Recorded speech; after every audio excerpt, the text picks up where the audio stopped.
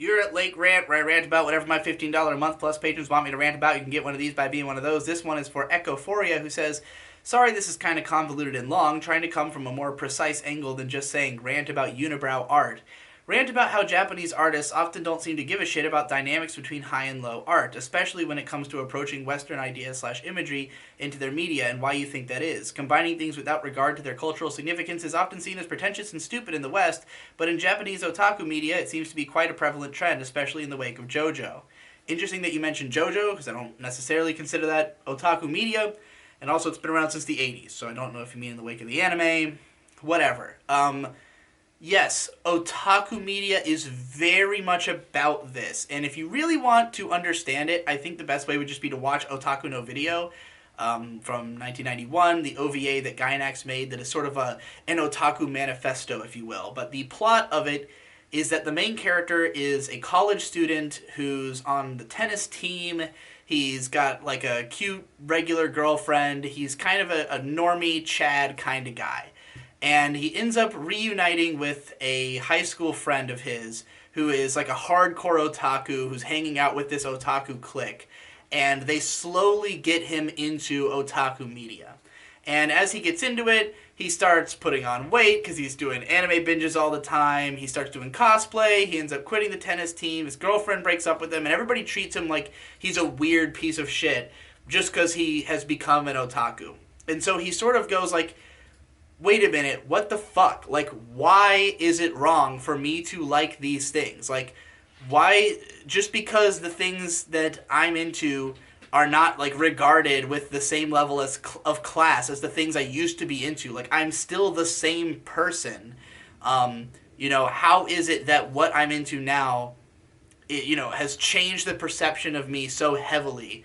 So he gives this big speech, and they decide to basically become the most, like, they want to take otaku culture and bring it to the world and try to make it the dominant culture. They're like, let's take all these people who look down on us, show them why this stuff is so good, and then make them into otaku.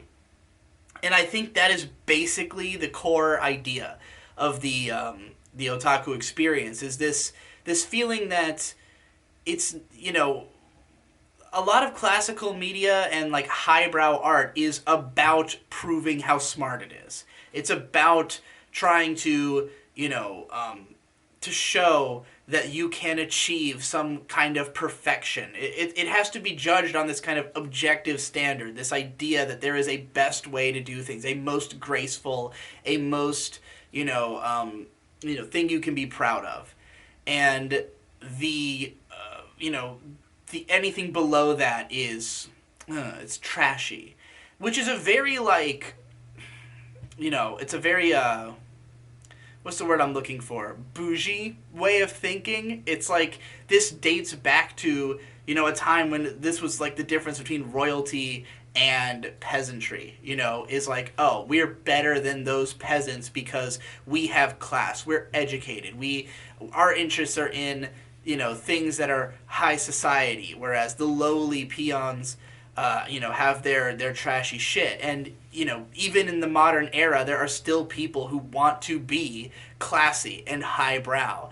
And it's like, as otaku, you can look at this and realize that this is a false dichotomy in the first place. That the classy stuff is not smarter than the other stuff necessarily. Like, it doesn't speak to a greater experience because the human experience is the same for almost everybody. Like, there's no real difference between the highbrow people and the lowbrow people. One just has more money, or one just has an interest set that fits in with society better. And I think that the core, origins of sort of both nerd culture and otaku culture is a lot of smart people who did not fall into the thing they're supposed to. Like, traditionally, if you're of the intelligentsia, it is because your family has lots of money, they can afford to put you into a nice school, get you through college, and you will be a member of academia.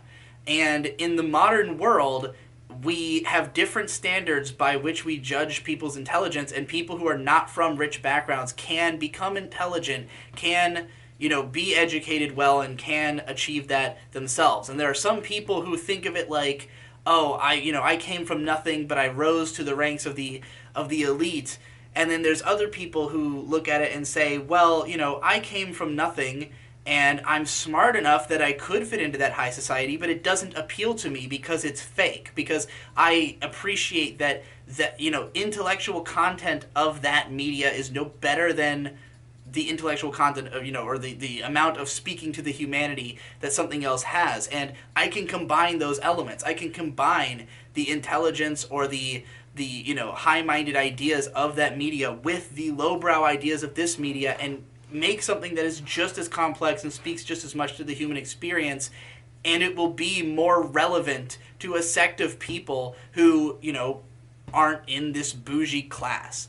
So I think that's a big part of the appeal of this media, is that it is deliberately saying, like, yes, I am of low taste. I am just but a regular human being, but that doesn't mean I don't understand these higher concepts. I don't have to prove anything, basically. I don't have to put on airs to show off my intelligence. I can just, it's the proof is in the pudding of the fact that I created something of a high caliber of skill, or a high caliber of understanding, regardless of the aesthetic presentation or the the backing taste, the upbringing that is on display in the work. If that all makes sense.